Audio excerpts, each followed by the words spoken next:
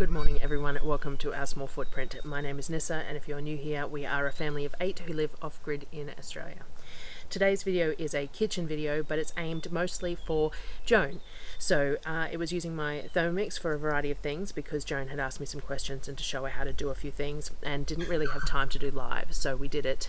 I recorded it so she can watch it at her leisure, but also means I get to share the recipes and stuff with you guys as well.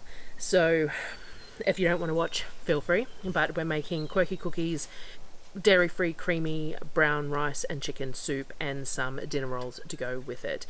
It was a rainy day, and that was the request for dinner, and it's a nice sort of all-in-one meal in the Thermomix, which is what Joan was after, to see that kind of thing. So that's what I made for that day.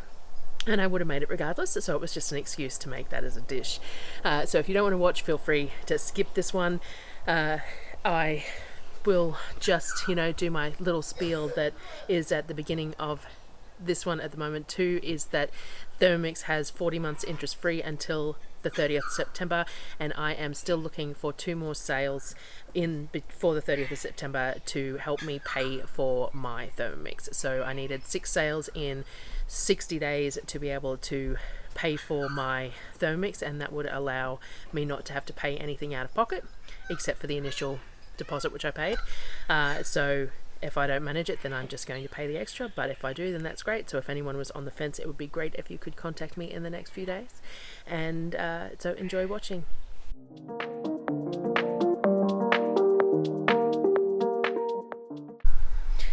Alrighty, so making dough in the Thermomix is super easy. I don't generally do sourdough in there because it's a bit of a wet dough, and I just stretch and fold it rather than mixing it a lot of the time. But all my yeasted doughs, I generally use the Thermomix. It's just so easy to do. So you put all the dough ingredients into the Thermomix, starting with the water, yeast, sugar, whatever you need to use, your liquids with your flour on top. I can do up to about 1.2 kilos of flour, so a double batch in the Thermomix works fine for me. Throw it all in, and then you hit the knead mode and it kneads the dough for you. You do need to be aware that when you're kneading in your Thermomix that the machine can walk a little bit, so never have it near the edge of a bench, and I normally stay somewhat nearby just to keep an eye on it. It only takes a couple of minutes to knead the dough in the Thermomix because of the way the blades go backwards and forwards, and it works, so just keep an eye on it during that time. When I pull the dough out of the Thermomix, because there's blades in the bottom, it's a bit like a food processor, there's always some dough stuck around the blades. So what I tend to do is I scrape as much of the dough out as I can, then I put the Thermomix bowl back on the machine and I put it to speed 5 for 5 seconds, and what it does is it flings all those bits of dough that are on the blades to the outside edge of the bowl so that you can scrape them out. So then you pull it off and you scrape them out as well. So we're going to put the dough in a lightly oiled bowl and put it aside. I used warm water in this dough because it's a wet and rainy day and it's a yeasted dough, so we want it to rise fairly quickly. So I used warm water, so it shouldn't take too long. Yeasted dough, and then put it in that bowl with a bit of cling wrap over the top and put it somewhere to stay warm until it doubles. I also washed the Thermomix using the wash cycle because I only have one bowl at the moment. I really badly need to get myself a second bowl, but I need to pay for the Thermomix first. So they have a wash cycle, so you can put a litre of water in there and turn it to the dough wash cycle, and it uses agitation and heat to help clean the bowl, and then I just use the Thermomix brush afterwards to give it a clean. I would just send it to the sink for my daughter to wash as part of the dishes, except that I wanted to use it, so I used the wash cycle and then gave it a bit more of a clean as well. Once the dough has doubled, then I weigh the whole dough because I want to be able to get 24 balls out of it, because 12 balls fits nicely per tray, and 24 is a good number for us to have. So I weighed the dough and divided it by 24 to find out the approximate. Normally these are around about 90 grams. I can't remember whether that's what this worked out as, but normally they're around about 90 grams. So I split them into 90 gram balls and then shaped them. So they're going to do a second rise, so you want to shape them into a ball, bring all the edges to the middle, make a nice sort of a tight skin over the top so that they've got that pressure to rise within the balls. I use my hands to do it. You can use it on the dough mat. I've got plenty of videos about shaping bread around. So I shaped all of the balls put them in a tray, and I put them 12 per one of these Classica lasagna cast iron trays to put aside for a second rise. So they will double again, the bread rolls, once they're after an amount of time in the tray, and then once they've had their second rise, that's when I'll put them in the oven. So once all the bread rolls were in their trays and put aside to rise, I started on the soup. So the soup is a dairy-free creamy brown rice chicken soup, and it's by Quirky Cooking. She has it on her website. It's one of our favourite soups, and I used to make it a real lot when I had a Thermomix previously. I have made it on the stovetop, but it requires constant stirring because of the ingredients in it. So the first thing you need to do is you grind brown rice and almonds to a flour. So you put the brown rice in and you grind it to a flour, then you add the almonds and grind it to a flour as well. This is going to be your creamy thickener to the soup.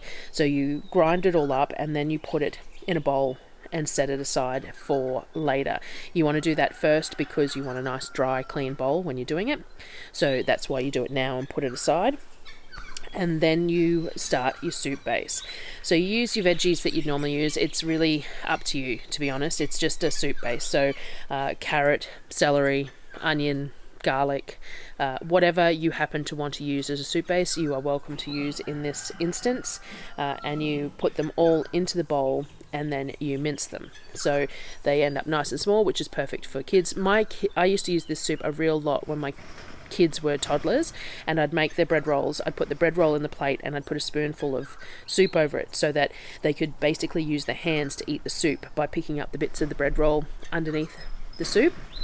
So it was a nice, thick, easy eat sort of a soup meal with plenty of goodness in it for them. So once you've minced all your veggies, then you can add a bit of oil or butter to your Thermomix and you saute those veggies till they're nice and soft. While that's happening, cut up your chicken. So you want your chicken cut into the size pieces that you want to eat, because it's not going to be cut up any further in the Thermomix. So I diced it up into fairly small pieces because I want this soup to go as far as possible. And then I added that chicken into the veggie base and cooked that as well. So you want to you cook it on reverse so that the chicken doesn't get cut up by the blades, so it's only being moved around the base but it's not being cut. And you want to cook it doesn't have to be cooked all the way through, but you know how when you cook sear beef or chicken or something before you put it in a soup, what you're doing is creating a bit of a skin on the meat so that it holds its shape better. That's all we're doing here, because if you put it in raw and then you've got the soup moving too fast, then it's going to end up shredded. And if that's how you like it, then that's fine. But if you want it to hold its shape a little bit better, then you just want to cook it off a little bit first before adding it to your bowl. Adding your liquids to your bowl. Once the chicken and the veggies are all cooked, then you add liquid. So you can pick and choose your liquid here. I used water and some of the chicken stock paste that I had made previously because that's how the recipe is written for a start, but it works really well. I didn't want to open a jar of my canned stock for this because you'd still probably end up adding more flavour to it anyway, because it's not exactly a flavour dense soup without that chicken stock paste. So I just used water and the chicken stock paste. You can use, as I said, you can use stock or bouillon cubes or whatever you want to add to it. To be honest, it's just the liquid for the soup, so the same as what you do on a stovetop.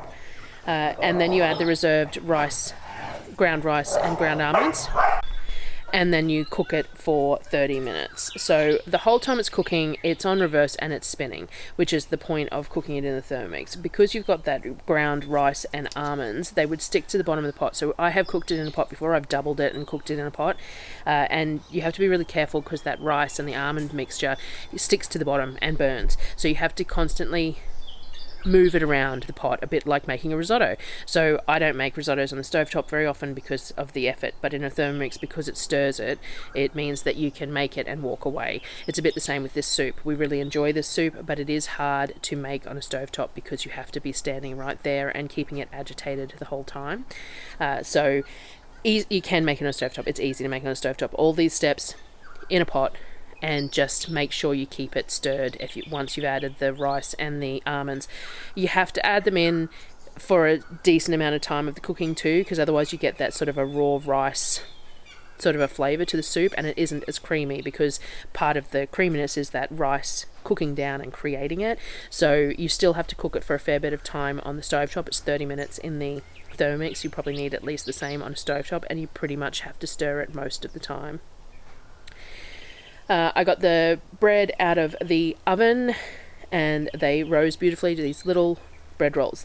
They're a perfect size to serve with soup, I find, especially a soup that already has a carb within the soup, and making 24 of them means that there's probably be leftovers for the next day as well.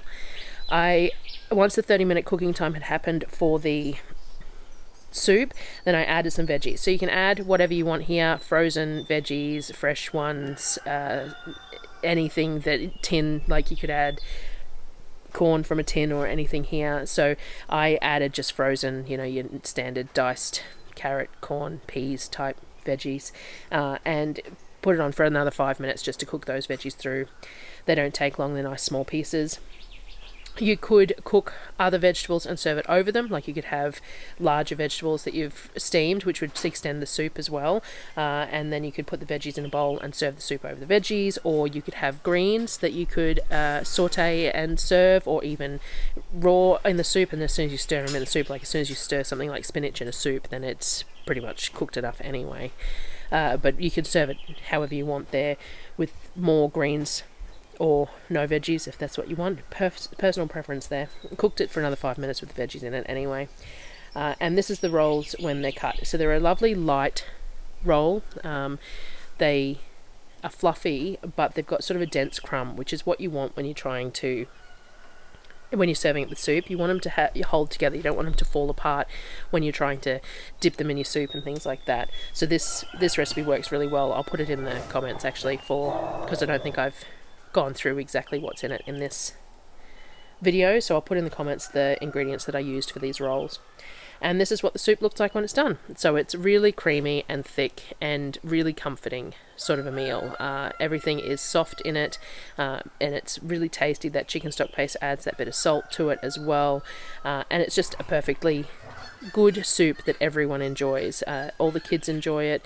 As I said, I used to make it for the toddlers when they were little. It was a common occurrence for us, and I can recall making it many lunches, because it was a nice easy thing to throw together for the kids for lunch. So thank you for watching again today, and I will see you on the next video. Bye guys.